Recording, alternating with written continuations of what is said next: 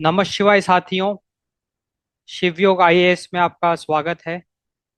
तो आज के इस लेक्चर में हम लोग डिस्कस करेंगे पहलगाम टेरर अटैक जो हुआ था, जो कि एक बहुत ही दर्दनाक अटैक था। उससे रिलेटेड कुछ इम्पोर्टेंट एस्पेक्ट। पूरा तो हम डिस्कस नहीं कर सकते हैं, it will be very wide. बहुत सारे पहलू हैं। आज हमारा फोकस होगा इस लेक्चर में on the reaction of Jammu and Kashmir administration. So Jammu and Kashmir की जो असेंबली है उसका क्या रिएक्शन है for this, on on this terror attack. उस पे हम फोकस करेंगे।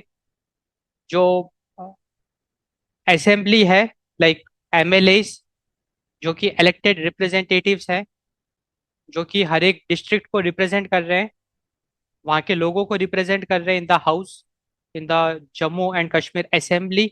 उनका क्या कहना है, उनकी क्या प्रतिक्रिया है on this heinous terror attack, जहाँ पे कि 26 लोगों ने अपनी जान गंवाई, और वो भी बहुत ही क्रूअल तरीके से। एक तरीके से ये एक बहुत ही दर्दनाक घटना थी। इट्स अ रिलीजियस क्राइम भी हम कह सकते हैं कि रिलीजन के नाम पे एक बहुत ही मतलब दुखद घटना घटी। तो हमारा फोकस होगा कि जम्मू एंड कश्मीर असेंबली का क्या रिएक्शन है। इसके साथ साथ we will be looking at the challenges in the governance governance challenges, क्योंकि अगर मैं जम्मू एंड कश्मीर की बात करूं तो वहाँ पे स्टेट जो इलेक्टेड गवर्नमेंट है उसका भी रोल है, उसके पास भी पावर है। साथ ही साथ यूनियन टेरिटरी, क्योंकि अब ये आपका यूनियन टेरिटरी बन चुका है, तो सेंट्रल एडमिनिस्ट्रेशन का भी वहाँ पे इन्फ्लुएंस है। तो जब भी दो power, like central power and state power, एक साथ ऑपरेट करती है तो वहाँ पे कोऑर्डिनेशन में दिक्कत आती है। एंड वही दिक्कत हमको यहाँ पे भी देखने को मिली। तो हम लोग गवर्नेंस चैलेंजेस भी डिस्कस करेंगे। एंड हम वहाँ के लोकल लोगों का जो रेस्पॉन्स है, सोसाइटल रेस्पॉन्स, उसको भी डिस्कस करेंगे कि what is the response of the local crowd on this terror attack, what they think, because most of the local crowd are Muslims, and let us see what is their reaction. Are they secular? उनके लिए India first है, या वो भी मुस्लिम ideology से influence होके इस चीज को सपोर्ट कर रहे हैं? तो वो सब सारे पहलू को भी हम डिस्कस करेंगे, तो एक अपने को बहुत अच्छी क्लैरिटी मिलेगी। And UPSC exam point of view से आपको इसमें काफी बेनिफिट मिलेगा, जो भी हम डिस्कशन करेंगे। तो चलिए शुरू करते हैं आज का lecture. So legislative and political response. जो जम्मू एंड कश्मीर की जो लोकल पॉलिटिकल पार्टीज हैं, प्लस वहाँ का जो लेजिस्लेचर है, उसका क्या रिस्पॉन्स है वो डिस्कस करते हैं। तो the Jammu and Kashmir assembly anonymously pass a resolution condemning the attack. तो एक हमको बहुत अच्छा चीज देखने को मिला कि जम्मू एंड कश्मीर की जो असेंबली है, जितने भी एमएलएज हैं, उन्होंने एक यूनिटी दिखाई, एक एक हो गए वो। एंड उन्होंने एक रेजोल्यूशन पास किया। उस रेजोल्यूशन को किसी ने भी अपोज नहीं किया। एंड उस रेजोल्यूशन में अ, ये जो भी अटैक था, टेरर अटैक, उसको उसकी निंदा करी गई। एंड ये रेजोल्यूशन पास किया गया 29 अप्रैल 2025। And this demonstrated political unity. तो तो यहाँ से अपने को एक बात ये समझ में आती है कि जब भी टेररिज्म की बात होती है तो वहां पे सारे के सारे पॉलिटिकल पार्टीज एक हो जाते हैं। वहां पे अपने को पॉलिटिकल यूनिटी देखने को मिलता है। And this is very important, क्योंकि जम्मू एंड कश्मीर बहुत ही सेंसिटिव एक मुद्दा है।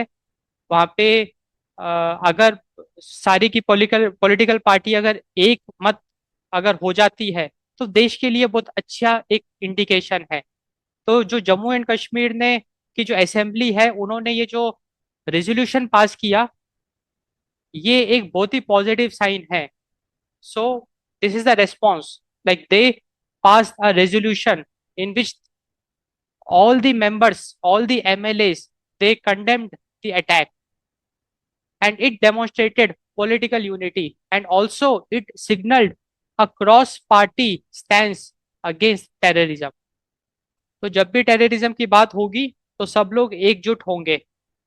The resolution endorse diplomatic measures announced by the union government.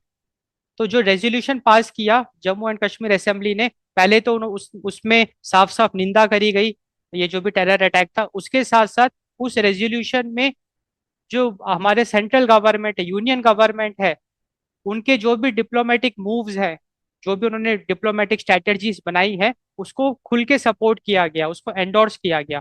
तो जो जम्मू एंड कश्मीर असेंबली ने जो रेजोल्यूशन पास किया ऑन 29 अप्रैल 2025, वहां पे हमने ओपनली सेंट्रल गवर्नमेंट को भी सपोर्ट किया, हमने उनके डिप्लोमेटिक मेजर्स को एंडोर्स किया. तो यहाँ पे हमको एक चीज और भी समझ में आई कि यहाँ पे सारी की सारी पॉलिटिकल पार्टीज जो डेली बेसिस में हमेशा एक दूसरे की पैर खींचती रहती है, अगर देश में कुछ भी होता है तो ऑपोजिशन हमेशा रूलिंग पार्टी को मतलब पैर खींचता है ना, कि like they make ruling party the responsible. But यहाँ पे अपने को एक बहुत अच्छी चीज देखने को मिली कि जब एक देश पे आपदा आती है, लाइक टेरर टेरर अटैक जो हुआ, वहां पे सारी पॉलिटिकल पार्टी ने एक यूनिटी दिखाई एंड उन्होंने सेंट्रल गवर्नमेंट को भी फुल सपोर्ट किया. And it is indicating alignment on broader national security strategy. तो जब भी हम नेशनल सिक्योरिटी की बात करते हैं, जब भी कोई भी देश में ऐसी परिस्थिति आती है तो सब लोग एक हो जाते हैं. इसका एक और सबसे अच्छा एग्जाम्पल है कोरोना. जब कोविड-19 पैंडेमिक भारत में आया था, फर्स्ट वेव फिर सेकेंड वेव, उस समय भी हमको देखने को मिला कि सारी की सारी पॉलिटिकल पार्टी, सारे के सारे अपोजिशन लीडर, रूलिंग लीडर, सब एकजुट हो गए एंड उन्होंने डट के उस समस्या का सामना किया एंड हमने जीत हासिल करी. तो डेफिनेटली ये एक बहुत ही अच्छा इंडिकेशन है. And this is the legislative and political response on the for the Pahalgam terror attack. अब हम डिस्कस करेंगे गवर्नेंस एंड सिक्योरिटी कॉम्प्लेक्सिटीज. तो बेसिकली आइडिया ऐसा है ना कि जम्मू एंड कश्मीर में देर is a complex division of security responsibilities. ऐसा क्यों, वो हम डिस्कस. बेसिकली आपको पता ही है कि there is a tussle between the state government and the central government, because जो जम्मू और कश्मीर है वहाँ it's A union territory also, and वहाँ पे स्टेट गवर्नमेंट भी है. तो वहाँ पे स्टेट भी पावर एक्सरसाइज करती है, स्टेट गवर्नमेंट, और सेंट्रल गवर्नमेंट भी पावर एक्सरसाइज करती है. तो there is always a mismatch, there is a complex division of security responsibilities. तो अब यहाँ पे सबसे बड़ा प्रश्न यही आता है कि जिम्मेदार कौन है. अगर कोई भी ऐसी घटना घटती है तो who will take the responsibility, whether the home ministry, जो भारत की जो होम मिनिस्ट्री है वो रिस्पॉन्सिबिलिटी लेगी, या जो भारत का इंटेलिजेंस है लाइक एक्सटर्नल अफेयर मिनिस्ट्री वो जिम्मेदारी लेगी, या फिर स्टेट गवर्नमेंट जिम्मेदारी लेगी. तो this is a very big challenge. So this complex division of security responsibility, it raises questions about coordination and accountability in security management between central and the union territory administrations. तो ये एक बहुत ही important point है आपके UPSC point of view से भी, and आपको एक आइडिया भी लगा, बहुत इंपॉर्टेंट हमने डिस्कशन किया कि क्योंकि गवर्नेंस टेस्ट करते हैं तो जम्मू एंड कश्मीर का गवर्नेंस इतना आसान नहीं है. सो क्या कॉम्प्लेक्सिटी है वो हमको समझ में आ रहा है, complex division of security responsibilities. इसके साथ साथ हमको ये भी देखने को मिला कि अपोजिशन पार्टी के जो लीडर्स हैं उन्होंने अ, आरोप लगाया इंटेलिजेंस फेलियर का, क्योंकि ये कहा जाता है कि अ, हमारे इंटेलिजेंस को पहले ही कुछ इंटेल्स मिल गए थे, उनको पहले से ही खबर थी कि ऐसा कुछ हो सकता है, कोई दुर मतलब अटैक हो सकता है. उसके बावजूद भी वो इस चीज को रोक नहीं पाए. तो हम लाइक इंटेलिजेंस जो है वो सेंट्रल गवर्नमेंट के अंडर में आता है, मिनिस्ट्री ऑफ एक्सटर्नल अफेयर्स। तो आरोप लगा है कि इंटेलिजेंस फेलियर हुआ है। ये जो भी पहलगाम टेरर अटैक हुआ है तो वहां पे इंटेलिजेंस फेलियर हुआ है। एंड इसके साथ साथ जो chief minister of Jammu Kashmir like Omar Abdullah, उन्होंने ओपनली सारी रिस्पॉन्सिबिलिटी मतलब सारा ब्लेम अपने ऊपर ले लिया। उन्होंने ओपनली ये जो घटना घटी, जो टेरर अटैक किया, पहले तो उसकी काफी कड़ी निंदा करी। एंड उन्होंने एडमिट किया कि उनसे गलती हुई, वो लोगों की जान नहीं बचा पाए, क्योंकि उन्होंने वादा किया था कि कश्मीर सेफ है और टूरिस्ट की सेफ्टी की जिम्मेदारी इनके ऊपर है। उसके बावजूद भी ये घटना घटी, तो he was very sad after this incident. जो भी जो चीफ मिनिस्टर है Omar Abdullah, he was very sad after this incident, and उन्होंने ओपनली सारा ब्लेम अपने ऊपर लिया। एंड ये दिखाता है ethical governance. It shows an aspect of ethical governance, जहां पे कि एथिकल गवर्नेंस का मतलब अगर कोई भी लैप्स अगर होता है तो जो भी लीडर है वो उसको एक्सेप्ट करता है कि हाँ लैप्स हुआ है, और सारा ब्लेम अपने ऊपर ले लेता है। क्योंकि यहाँ पे chief minister like Omar Abdullah चाहते तो साफ साफ सेंट्रल गवर्नमेंट पे सारा ब्लेम थोप सकते थे, बट उन्होंने एक रेस्पॉन्सिबिलिटी शो करी एंड उन्होंने कहा कि नहीं, हमसे भी गलती हुई है। So it shows an aspect of ethical governance. तो एथिकल गवर्नेंस का एक आपको बहुत अच्छा एग्जाम्पल यहाँ पे देखने को मिला। अब हम डिस्कस करेंगे सोसाइटल रिएक्शन, मतलब जो लोकल क्राउड है उसका क्या रिएक्शन है अगेंस्ट दिस टेरर अटैक। सो जब से ये टेरर अटैक हुआ है पूरे भारत में लोगों ने इसकी कड़ी निंदा करी है, एंड कश्मीर के अंदर भी लोगों ने इसकी कड़ी निंदा करी है। जगह जगह पे वहां पे आपको प्रोटेस्ट देखने को मिलेंगे। The spontaneous and wide spread public condemnation. तो लोग खुल के सड़कों पे आ रहे हैं एंड वो इस चीज की निंदा कर रहे हैं। उसमें फिर बहुत अच्छी बात अपने को देखने को मिल रही है, चाहे फिर हिंदू हो चाहे मुस्लिम हो, सब एकजुट होके इस चीज की निंदा कर रहे हैं। एंड ये एक बहुत ही पॉजिटिव साइन है। It shows the secular aspect of India, क्योंकि जो हमारा कॉन्स्टिट्यूशन ऑफ इंडिया है उसमें जो सेक्युलरिज्म है वो भी एक बहुत इंपॉर्टेंट पिलर है। एंड हिंदू एंड मुस्लिम, जो इंडियन मुस्लिम की मैं बात कर रहा हूँ, जो इंडियन मुस्लिम्स हैं एंड जो कश्मीरी मुस्लिम्स हैं, वो भी खुल के सपोर्ट कर रहे हैं हिंदुओं का, एंड वो इस चीज की निंदा कर रहे हैं। एंड ये एक बहुत ही अच्छा साइन है, because for every Indian nation first, religion next. क्योंकि ये एक सही बात भी है। No doubt religion is very important, but उससे ज्यादा इंपॉर्टेंट तो कंट्री है ना, nation. Nation should always be the first, क्योंकि अगर इकोनॉमी ही नहीं है, अब आप पाकिस्तान को देख लो। जिन्ना ने कितना अच्छा गिफ्ट दिया पाकिस्तानी मुस्लिम्स को, उन्होंने इतना मेहनत करी, दिन रात एक करके एक लाइक मुस्लिम्स के लिए एक आजाद मुल्क बना दिया। एंड आप देखो जो पाकिस्तान में जो मुस्लिम्स है उन्होंने क्या हाल कर दिया पाकिस्तान का।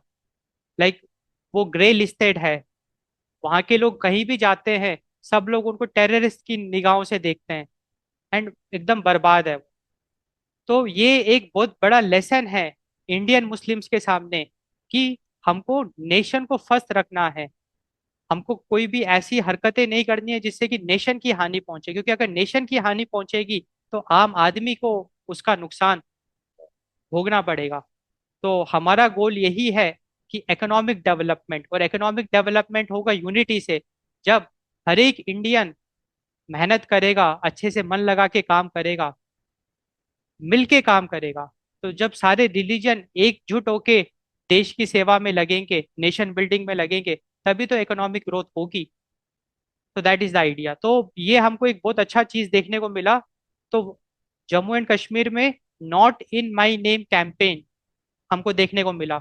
नॉट इन माई नेम इसका मतलब हम वो लोग ये कहना चाह रहे थे कि आप हमारे नाम पे मत जाओ, we are Indian first. Hindu, Sikh, Muslim, Christian वो बाद में, because we are secular, so India first. So not in my campaign, वहाँ पे लोगों ने ये बड़े बड़े पोस्टर्स में नॉट इन माई नेम करके काफी कैंपेन्स चलाए। एंड जामा मस्जिद में भी, जामिया मस्जिद में भी मौन रखा गया मुस्लिम्स द्वारा। तो ये एक बहुत अच्छा इंडिकेशन है, it shows the unity. And Owaisi ने भी, जो आपके मुस्लिम कम्युनिटी को रिप्रेजेंट करते हैं, उन्होंने भी जम के इसकी निंदा करी। आज कोई भी एक रेस्पॉन्सिबल इंडियन मुस्लिम है, उसने इस चीज की निंदा करी है, और करना भी चाहिए, क्योंकि भारत की ये एक अच्छी बात है कि सब लोग मिलके डेवलप हो रहे हैं। So we should maintain peace and tranquillity. तो सोसाइटल रिएक्शन हम डिस्कस कर रहे हैं। And act of kindness by ordinary citizen towards victim. तो जो वहाँ के कश्मीरी लोकलाइट्स हैं, उन्होंने जम के सपोर्ट किया, जो भी पीड़ित थे जिनके साथ ये घटना घटी, उनको फुल सपोर्ट किया एंड इस चीज की कड़ी निंदा करी। And it highlighted local resilience and human values. And ये इम्पोर्टेंट इसीलिए भी है ना कि देखो, जम्मू एंड कश्मीर की जो इकोनॉमी है वो टूरिज्म पे मेनली बेस्ड है, क्योंकि tourism plays a very important role. और जब ऐसी घटनाएं घटेगी तो लोग वहां पे आने से डरेंगे, कौन वहां पे जाना चाहेगा। एंड नुकसान किसका होगा? आम आदमी का होगा। अब वो चाहे आम आदमी, चाहे मुस्लिम हो, चाहे हिंदू हो, चाहे क्रिश्चियन हो, क्योंकि जब लोकल इकोनॉमी में दिक्कत आएगी तो फिर उस दिक्कत का सबको वो प्रॉब्लम फेस करनी पड़ेगी। So it's a very important discussion we made. And इसीलिए जो लोग हैं, जो सिविलियंस है वहाँ पे, जो लोकल लोकल सिविलियंस है, उन्होंने जमकर इसकी निंदा करी। एंड वो तो यही चाहते हैं ना कि कश्मीर का जो टूरिज्म है वो आगे बढ़े। वो आगे जब ही बढ़ेगा जब पीस एंड ट्रंक्विलिटी होगा।